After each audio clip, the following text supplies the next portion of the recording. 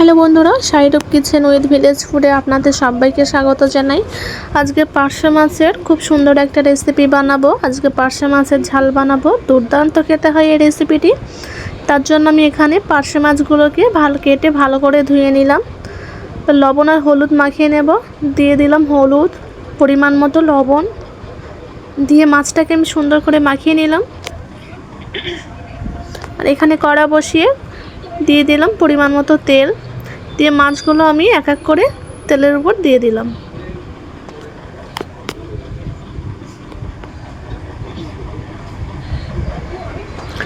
মাছগুলো কিন্তু এক পিঠ হয়ে গেছে ভাজা, আর এক পিঠ উল্টে দিলাম আমি।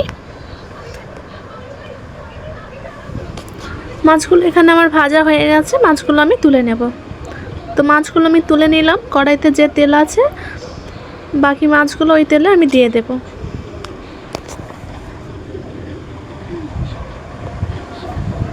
তো ওই মাছগুলোও কিন্তু আমি সুন্দর করে ভেজে নিয়েছি। কড়াইতে যে তেল আছে ওই তেলে আমি সামান্য তেল অ্যাড করব।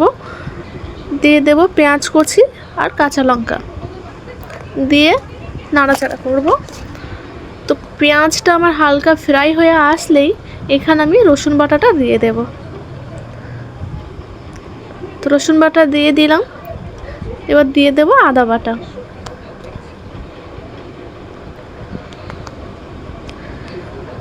দিয়ে দেব সর্ষে বাটা।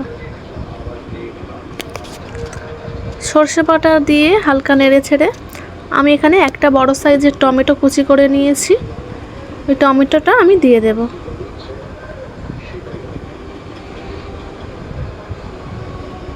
দিয়ে দেব পরিমাণ মতো লবণ।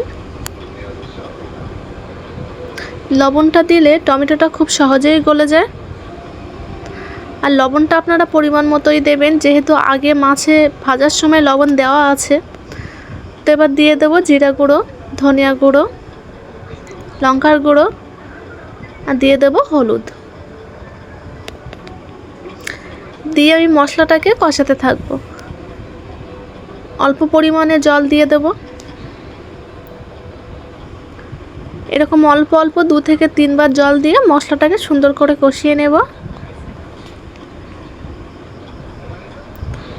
এমন করে কষাতে হবে যেন মশলার গা দিয়ে তেল ছেড়ে দেয়। তো দেখুন আমি কিন্তু এখানে সুন্দর করে মশলাটা কষিয়ে নিয়েছি।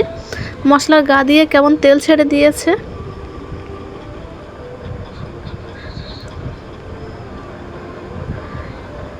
তো এবার দিয়ে দেব মাছগুলো। মাছগুলো এখানে আমি দিয়ে দিলাম। দিয়ে 2-1 বার নাড়াচাড়া করে দিয়ে দেব পরিমাণ মতো জল।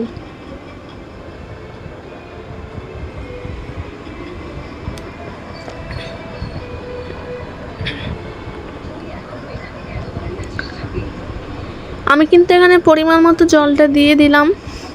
আমি এখন মাছটাকে ফোটাতে দেব। মাছটা কিন্তু আমার ফোটানো হয়ে গেছে, অলরেডি কমপ্লিট হয়েই এসছে আমার মাছটা। মাছটাকে এখন আমি নামিয়ে নেব। তো মাছগুলোকে কিন্তু আমি এখন নামিয়ে নিলাম। দেখুন কত সুন্দর হয়েছে রেসিপিটা। এই রেসিপিটা খেতে কিন্তু দুর্দান্ত হয়। অবশ্যই বাড়িতে একবার ট্রাই করবেন গরম ভাতের সাথে। অসাধারণ খেতে লাগে এই রেসিপিটা। ভিডিওটি ভালো লাগলে অবশ্যই লাইক করবেন, আর এরকম নতুন নতুন ভিডিও পেতে চ্যানেলটি অবশ্যই সাবস্ক্রাইব করে রাখবেন, যেন আরও সুন্দর সুন্দর ভিডিও আপনাদের দিতে পারি আমি।